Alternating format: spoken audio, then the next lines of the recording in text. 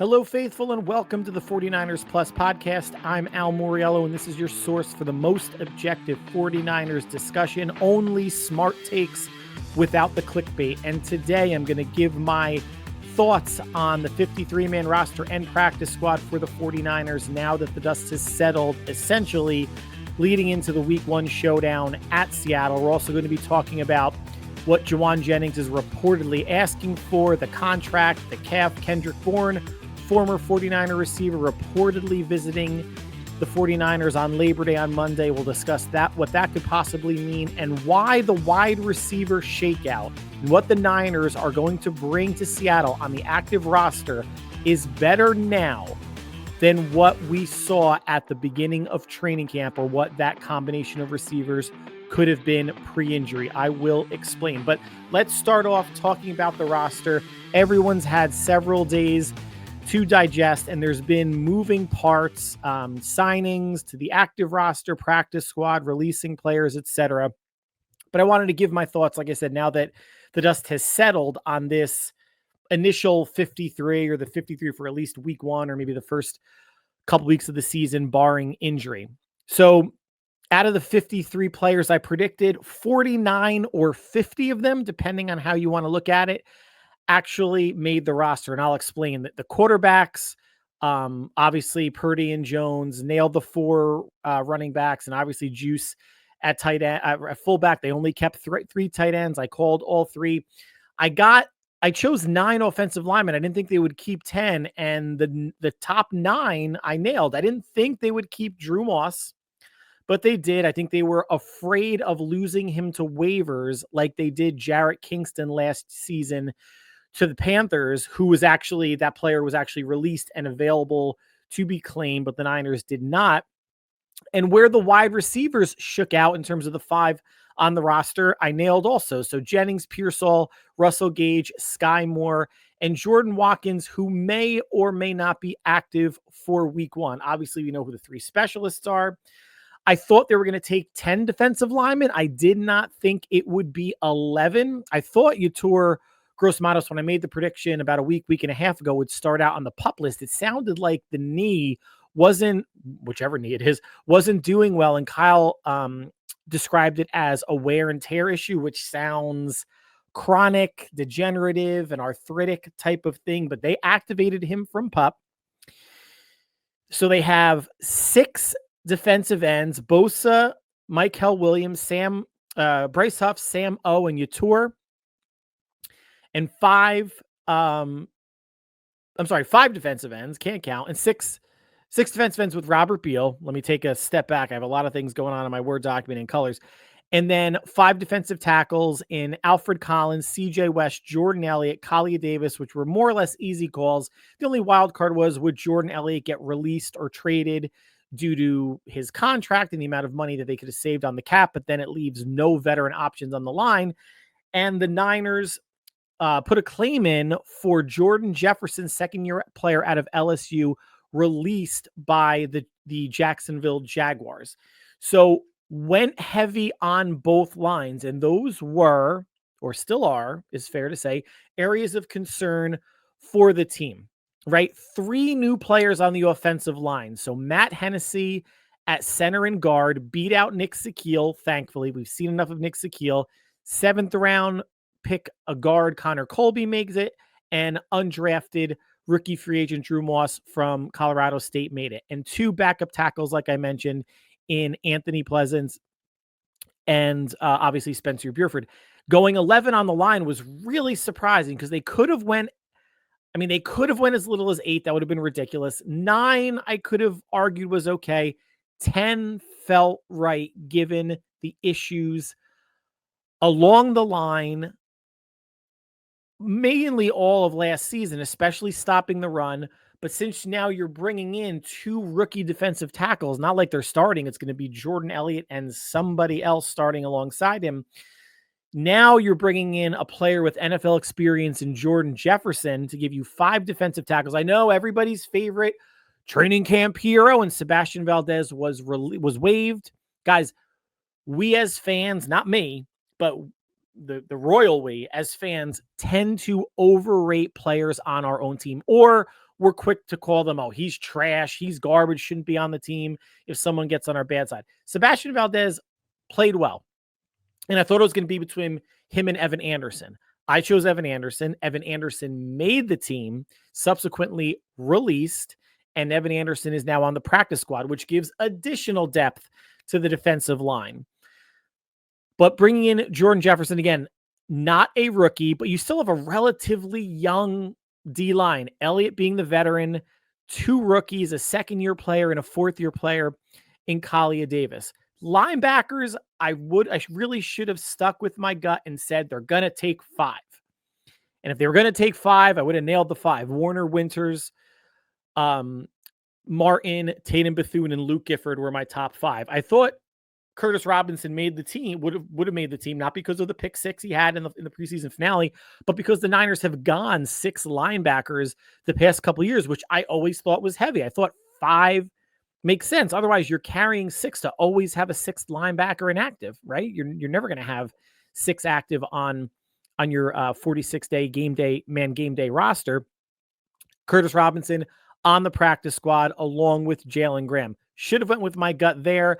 And I did mention that 5 cornerbacks was a definite. It could be 6, but 5 was a possibility if they kept Sarah Neal on the roster. They did. They have him listed as a defensive back, like they list Demo on the actual 49ers 53-man roster, but Neal can play safety. He can play corner. Is going to have added flexibility and obviously was brought in specifically for special teams along with linebacker Luke Gifford and others. So Dallas Flowers gone. Thought he showed out well enough. Darrell Luter sticks on the roster. So you have Demo, Renardo Green, Upton Stout, Chase Lucas, who played really well throughout the preseason, and Darrell Luter. And you have Sarah Neal, who can back up both at cornerback and safety to go along with Jalen Brown, Jason Pinnock, and Marquise Siegel, the rookie. For what it's worth, if anybody cares, I'm sure you don't, and I don't even know if I care. I got 12 of the 16 practice squad players right. The ones that I got wrong were the ones that I couldn't possibly account for, meaning players that are coming from other teams. So Marquez Valdez-Scantling released by the Seahawks, joined the Niners, and originally I think we thought that he joined the team on the 53-man roster.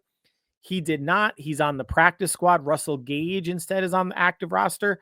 I like Russell Gage a little bit better than MVS. MVS is just a one-trick pony. He'll take the top off of defense, but hands are a bit suspect. Eli Apple at cornerback. I know a lot of people aren't thrilled with him, but a veteran corner on the practice squad. Sincere McCormick started some games for the Raiders last year at running back, is on the practice squad. Jeff Wilson, I believe, was claimed back by the Dolphins, or else he would have made it. And Adrian Martinez winds up being the quarterback on the practice squad instead of Tanner Mordecai. Martinez, formerly of the Jets, from the Bay Area, college-wise. I'm very, very glad, if you're listening to the podcast, that they're only going with 2 quarterbacks on the active roster, given where they were able to bulk up otherwise, right? 10 O linemen, 11 D linemen, 6 linebackers, surprising. And to me, they didn't need 4 tight ends. They have Braden Willis on the practice squad. I thought 6 cornerbacks made sense, but when you have a player like Sarah Neal that gives you flexibility, that helps out your safety room and your cornerback room. And the receivers, it's going to be a shuttling of players elevated from the practice squad until Demarcus Robinson comes back in 3 weeks. And then Brandon Ayuk hopefully is back in, let's say, 6 or 7 weeks once he comes off of PUP. So let's continue talking about receivers. I'm sure you're aware this week there was a report that Jawan Jennings is asking for $20 million per season. Now, as ridiculous as that sounds based on his production, 1 good year, close to 1,000 yards. If you're Jennings or the agent, right, you shoot high. Niners or any team you're negotiating with is going to shoot low, and you generally sort out somewhere in the middle. Now, it didn't happen for Micah Parsons. Jerry Jones thought that he had a deal with him, negotiating one-on-one with Micah, which Jerry likes to do. He's very hands-on.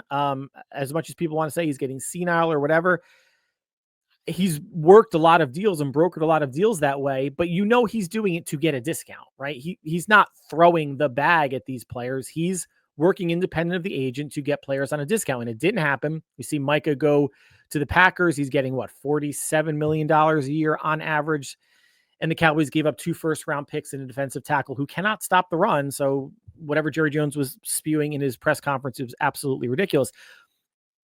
But any sort of negotiation, right, you're obviously going to aim high. How much this is still Jauan Jennings' calf?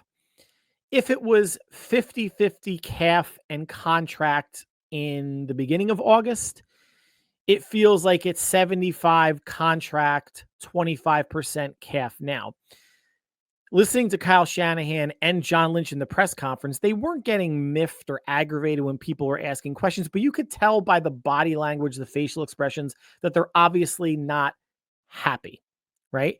The way they're answering questions, if they are protecting Jauan in a certain way where it's not really his calf and it's just contract stuff, good for them. They're not throwing a player under the bus like some other coaches or GMs could possibly do. But the end game for Jauan Jennings here, I'm not sure what it is. Actually, let me take a step back. The way Kyle was talking about him, they're expecting to have him week 1, but you never know. He hasn't practiced, guys, in over a month and a half, whatever it's been. Do we really think he's going to be ramped up in the next 7 days to be ready to play at Seattle? And of course, as much as people want to rag on, Brandon Ayuk coming back and the contract holdout and the hold-in, and he didn't perform well, and then he blew out his knee against the Chiefs, and people were saying, oh, he's garbage, he's not worth the money, trade him. Players start slow when they don't have a training camp. It happens. And if Jennings is able to go, then the calf issue was bullshit somewhat. But what are we expecting from a player to get ramped up who's not really that fast anyway, hasn't been doing football activities for a while? I mean, in the reports I've been reading, I don't even know how often he's on, they say like, oh, they're getting a player back. He's on the side field doing conditioning or working with trainers or stretching.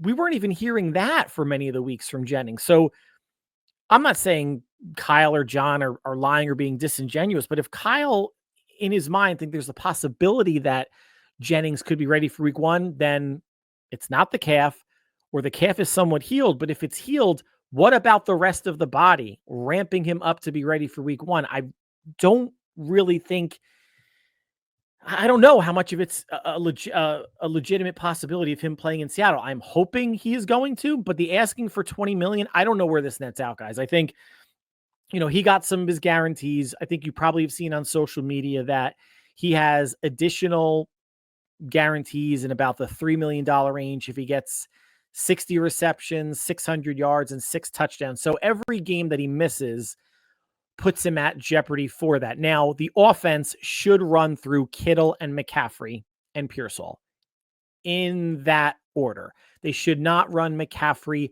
to death now that they have Brian Robinson involved. I don't know if it's going to be a committee thing. Certainly not a 50-50 split, but they should get Brian Robinson in the game much more so than they've gotten any other running back previously, which maybe shows Kyle that you can't draft a running back to be McCaffrey's backup because you're not going to trust him. Shanahan said the day of or the day after the trade was announced for Brian Robinson that we brought him in to be running back too. Whether that's no faith in Grendo or Grendo's shoulder is still banged up. Obviously, Jordan James isn't ready yet. Maybe you bring in a young back like a Jordan James or a Grendo to be running back 3. But maybe you pay the money in the future for a Brian Robinson last year under contract. Do they sign him to an extension? Maybe nothing as expensive as what Jordan Mason got from the Vikings, but maybe there's a veteran running back out there next year to back McCaffrey up. That's not Grendo and James. Now, granted, Grendo will be in his 3rd year, James in a 2nd. Maybe they can step up, but you can see there's something about Grendo that Kyle doesn't like or doesn't trust. And Brian Robinson, yes, he's been a starter in this league for 3 years, hasn't cracked 800 yards, or he's hovering around 800 yards each one of those 3 years. So consistent, but it's not like you're getting a wildly productive, 1,000-yard, 1,100-yard back. And he's obviously not going to touch 800 yards behind McCaffrey outside of injury. So get off on a little bit of a tangent there. So the Jennings thing, if I'm his agent, you're arguing, well, you saw what my client did when he was given starter reps. Now, obviously it happened because Ayuk was hurt. Pearsall was coming back to speed from the gunshot injury. Debo was missing some time. So Juwan Jennings for basically all of last season was San Francisco's most dependable receiver. So if I'm his representation, you're saying, listen, my client is basically a 1,000-yard receiver if he's one of the top two in the offense, even if you have Kittle. Obviously, McCaffrey was hurt for the vast majority of the season, so who knows how much that would dip into a receiver like Jennings, his targets or receptions. But he's proven what he could be in this offense as a starter. Granted, it's a 1-year sample. He's not getting $20 million. And I don't even know if the Niners, let's just say, went to 11 or 12 million. I don't even know if they would do that, right? Because when it's all said and done, Ayuk comes back healthy-ish this year and healthy in 2026. And they're still going to be after the season. If Ayuk struggles or gets hurt again or something, you're going to hear a lot of fans uproars. Oh, trade Ayuk. He's definitely not worth it. But he's at best your number 3. Are you going to pay your number 3 $10 or $11 million? But you're also getting Demarcus Robinson back. So does that make Juwan Jennings your number 4 or fighting for number 3? Remember, Robinson's under contract for 2 years. Are you going to want to pay someone who's fighting to remain a number 3 receiver 10, 11, $12 million a year? Again, he's not going to get close to 20. And it's a shame what that reported amount has done to the fandom, at least on Twitter. Juwan Jennings is a dog, third in Juwan. I think as fans, we all love what he brings, the energy, the enthusiasm. He's chippy. He'll block, has made some nice catches, has worked on his route running in the 4+ years ish that he's been here. But once people saw that number, they started turning on him. Get him out of here, trade him. He's not needed. He's not that good. I mean, it's funny with some fans, it's not my money, pay them whatever they want. And with other fans, you get very protective of the, I guess, owner's wallet or pocketbook when a receiver or a player is asking more than you think he's worth. I think the Niners, it was also reported by Tim Kawakami, a very reputable Bay Area reporter, that the Niners could pull the IR card on him and sit him for at least 4 weeks. And then it eats into Jennings potentially getting to those 60 receptions, 600 yards, and 6 touchdowns markers, especially if he misses the first 4 weeks. Then Demarcus Robinson's back. Ayuk comes back 2 weeks after that. Again, you're assuming you have a healthy Kittle and McCaffrey. There's only so many footballs to go around each game. And this is a team that's going to probably finish in the bottom third of the league in pass attempts for the season, even if everybody's healthy. So the Jennings saga, listen, hoping he plays week 1, hoping the calf is a non-issue and it's been all contract nonsense and that stuff gets worked out, or at least worked out to a point where maybe he gets a little bit of a pay bump this year and he goes into free agency and see what kind of bag he can get next year. Or he realizes, well, I can't sit and lose money, even though he got a nice 2-year extension and was given some guarantees last year when he signed it. If he does not play, he loses, paychecks. If he's not active, he's losing some money. So especially he's losing paychecks if he goes on, if the Niners put him on IR, which I highly doubt they're going to. But Niners, let's move on from Jennings, made some moves to bolster the receiving core. I mentioned Marquez Valdez-Scantling was signed to the practice squad. Robbie Chosen was signed to the practice squad. Malik Turner's on the practice squad. Junior Bergen, the rookie out of Montana, more returner than anything else, is on the practice squad as well.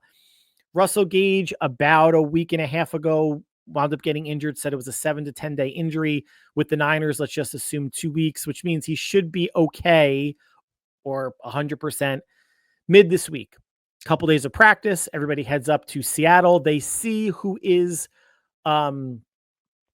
healthiest and available, and they're going to elevate somebody against Seattle, whether it's Marquez Valdez-Scantling or Robbie Chosen. I'm going to say Robbie Chosen because he's been, even though Scantling is coming from I think Clay Kubiak is the offensive coordinator in Seattle. So it's a similar system to Shanahan's. He hasn't gotten the number of reps with Purdy and the offense that Robbie Chosen has.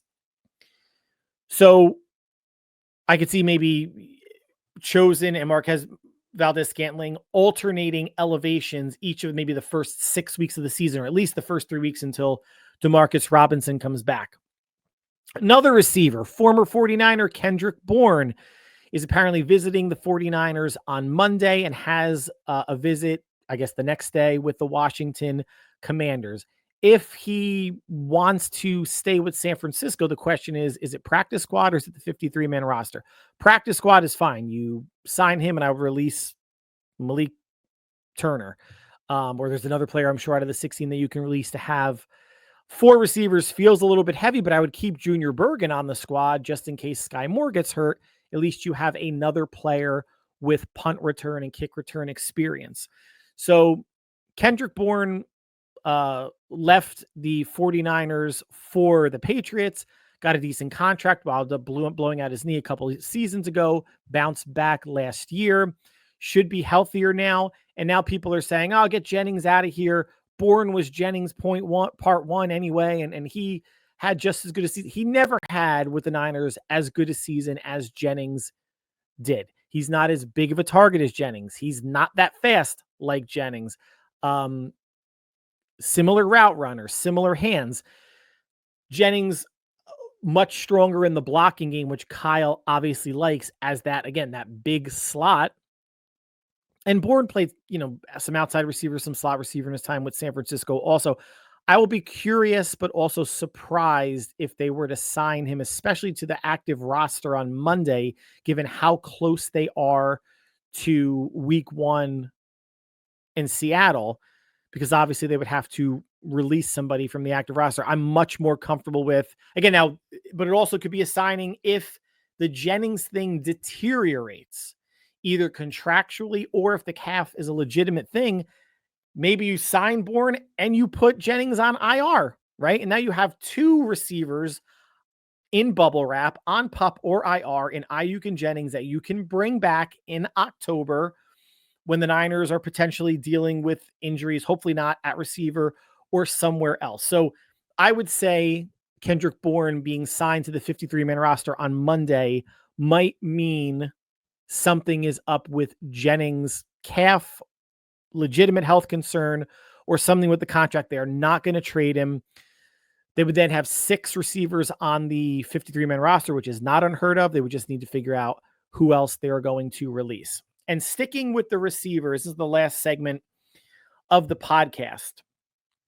I'm going to make this statement, which I don't think is radical or even untrue, that the wide receivers the Niners are going to trot out week 1 in Seattle after all the injuries and the churn at the bottom of the roster, at receiver for sure, but at other defensive line, at running back, all the injuries that they sustained.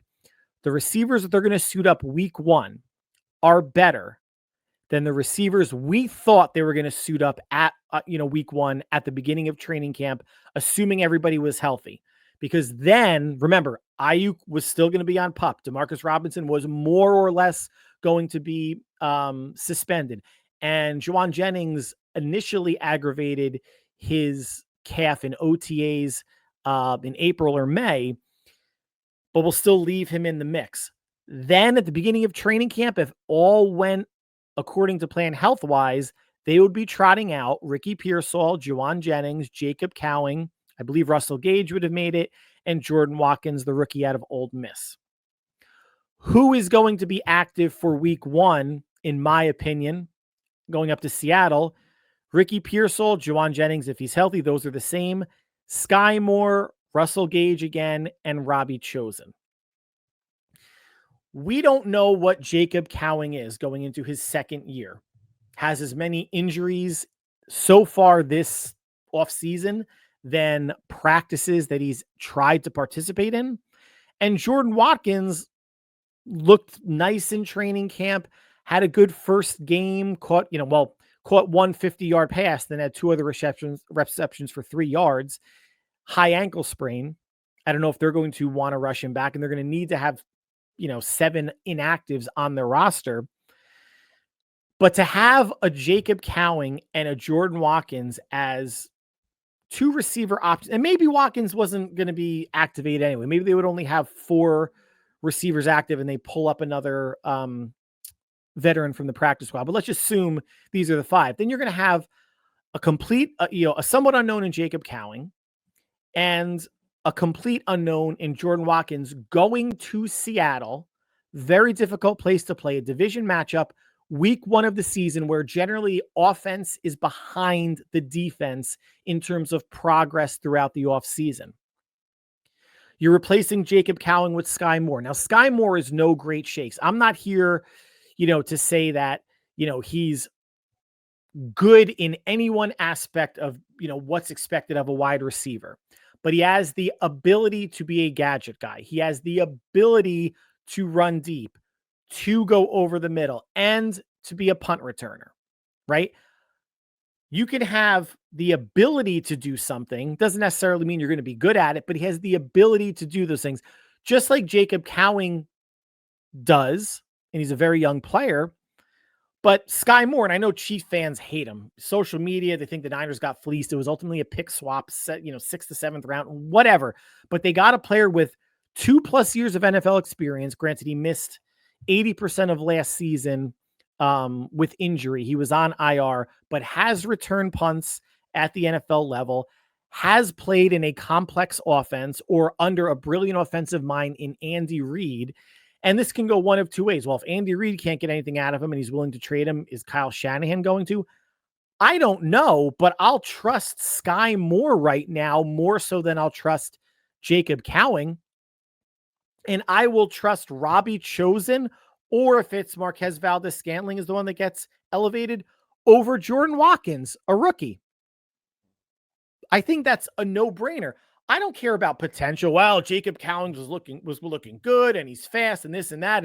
And Jordan Watkins, runs a sub 4.4 or 4.3. And that's great. He still has to learn the playbook and he has to earn Shanahan's trust, just like Jacob Cowing still does, and understand the nuances of being a receiver in the NFL.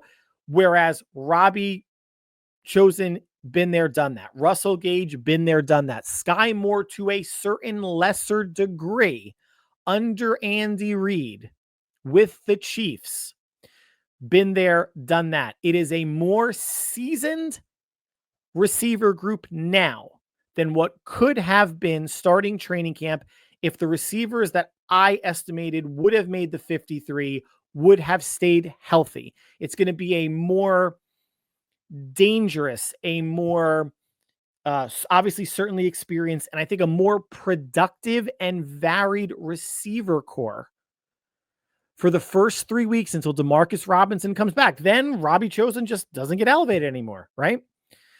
Jordan Watkins, if the ankle winds up becoming, a problem, can still, they try to bring him back, the ankle's an issue or whatnot. Maybe he gets put on IR, misses 4 weeks until he gets healthy. But they could have 6 receivers on the roster, right? When Robinson comes back: Pearsall, Jennings, Sky Moore, Russell Gage, Jordan Watkins, and Demarcus Robinson. It just pushes Watkins to clearly receiver 6. And it might make, then you have Sky Moore and Russell Gage battling for receiver 4. And I think Russell Gage wins that, but Sky Moore is active for certainly punt return and potentially kick return duties as well. So again, I don't think it was a crazy thing to say. It was something that I was thinking about when I was, researching, what's a good thing to discuss in addition to my reactions to the roster. Obviously, any new news or newsworthiness in terms of players that are coming in, like a Bourne, Juwan Jennings contract we talked about. But I think the receiving group, more veterans going up to Seattle with that noise, I think helps the offense more so than it being Jacob Cowing and a rookie in Jordan Watkins. That's going to conclude the podcast for today. Like always, I want to thank you guys for taking time out of your schedule to make us part of your listening and viewing routine. We are definitely going to have another podcast midweek previewing all things 49ers Seahawks as the NFL season is nearly here, kicking off on Thursday night between the Philadelphia Eagles and the now Micah Parson-less Dallas Cowboys. Then you have the Friday game, which is the Chiefs and Chargers in Brazil. And then obviously the NFL full slate kicking off on Sunday. But we had college football kicking off, Texas beating Ohio State today, Alabama getting beat by Florida State. I'm not sure what's going on in the Clemson LSU game as I'm recording while that game is going on. But football is back. High school, college, pro, life is so much better than football. I'm sure you agree. Whatever you're doing between now and we speak again, I'm guessing either Wednesday or Thursday. Everyone stay happy, healthy, and safe. We will talk soon. Take care.